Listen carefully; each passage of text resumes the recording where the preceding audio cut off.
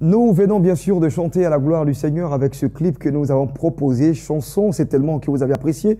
Depuis chez vous, on va maintenant parler de est-ce qu'un chrétien peut vivre un couple parfait. Il est déjà dans notre plateau, dans surtout la Lucane rectificatif. Bonjour serviteur de Dieu. Bonjour Blessing. Bienvenue. Merci. Merci d'ensoleiller notre plateau avec cette couleur orangée. Merci. Voilà, alors justement on va parler de couple aujourd'hui.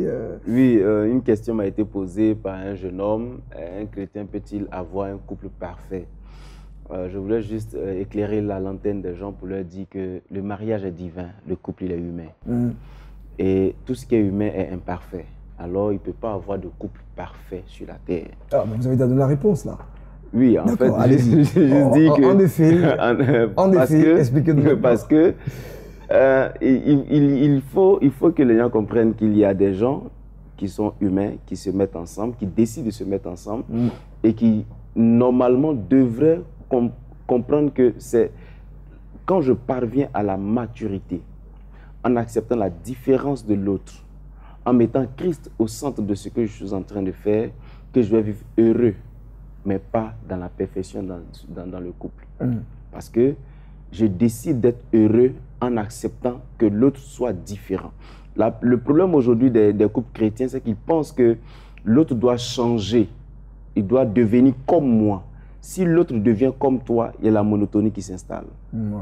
Dieu fait exprès pour que l'homme et la femme soient différents et que chacun, dans sa croissance et dans la recherche de la maturité, commence à comprendre et à accepter la différence de l'autre. Et c'est comme ça qu'il y a une harmonie. Même dans les notes de la musique, il y a 7 notes qui sont différentes, mais qui forment une harmonie. Et même dans la musique, il y a des notes qu'on appelle les notes en harmonie. C'est-à-dire le même son donne à 2 noms, porte 2 noms.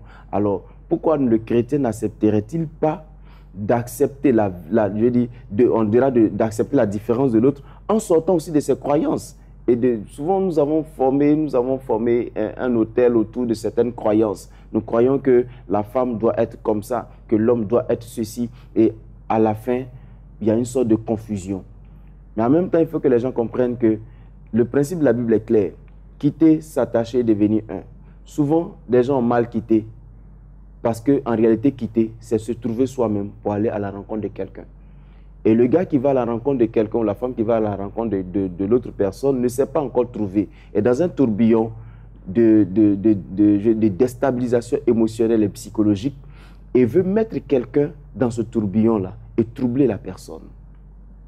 Alors, est-ce qu'on peut avoir vraiment un couple parfait? Non. On peut décider d'être heureux en changeant notre mentalité, en nettoyant nos croyances et en acceptant le principe divin et en acceptant que la parole de Dieu soit la lumière qui éclaire nos émotions, nos sentiments et notre façon de voir les choses. Waouh, c'est bien dit. Le mariage est divin, mais le couple... Il est humain. Il est humain.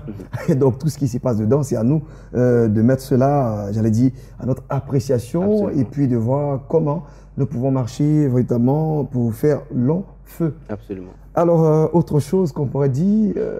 Oui, c'est juste un encouragement que je veux donner à nos frères en Christ, surtout aux pasteurs. Je voudrais dire aux pasteurs que souvent, nous encourageons nos jeunes frères à se marier sans jamais leur dire ce qu'ils vont trouver dans le mariage. Ils y vont avec des rêves qui s'écroulent le lendemain de la nuit de noces parce que malheureusement, on ne leur a pas dit que le mariage, ce n'est pas juste une pomme, mais c'est un travail. Je veux dire, ce n'est pas une bénédiction immédiate, c'est un travail. Il faut qu'on le dise. Parce que les divorces dans le milieu chrétien commencent à grimper encore. Il y a un moment, j'ai rencontré une personne de justice. Je lui ai demandé combien, dans l'année, combien de divorces la personne a traité. La personne m'a dit, elle a traité, bon, globalement comme ça, un chiffre, et m'a dit, sur 100 divorces, il y a 60 divorces chrétiens. Moi, ça m'a choqué. Pourquoi? Parce qu'aujourd'hui, les gens se marient avec des rêves, avec des ambitions prophétiques souvent. mais qui n'ont rien à voir avec la réalité humaine du mariage. Et même prophétique aussi. Alors, absolument. Ça dépend de celui qui a parlé. Alors, et c'est cela. Maintenant, bon, je crois que nos frères prendront le soin de grandir. Parce que pour moi, le mariage, ce n'est pas pour des gens qui sont âgés, mais pour des gens qui ont accepté de grandir et qui sont parvenus à la maturité. Super. Maturité. Alors, votre actualité, vous partez un peu, vous sortez d'Abidjan? Oui, ce sera à partir du 27 jusqu'au 31 août. Nous sortirons d'Abidjan pour aller à Godi-Léiri, ce sera à Divo, pour une campagne d'évangélisation pendant laquelle nous allons faire des dépistages, nous allons faire des dons. Et nous croyons que le salut des âmes étant l'affaire de tous, chacun devait s'y impliquer. C'est quoi? Godi-Léiri. Godi-Léiri. Franchement, vous partez loin. Hein? Alors, c'est vraiment bon de partir dans les contrées, même les plus reculées, pour annoncer l'évangile, pour exhorter une âme là-bas qui a besoin justement d'une fraîcheur nouvelle. Merci en tout cas de partir jusque là-bas, dans les hameaux même les plus reculés, que le Seigneur vous donne également les moyens. Et pour ceux qui ont également les moyens pour vous accompagner dans cette initiative, vivement qu'ils le fassent. Et le Seigneur saura donc les récompenser. On va justement partir pour la deuxième séquence de ce magazine qui est consacré à la réception de nos différents annonceurs. Vous le savez déjà, on l'appelle Espace Annonce ici même.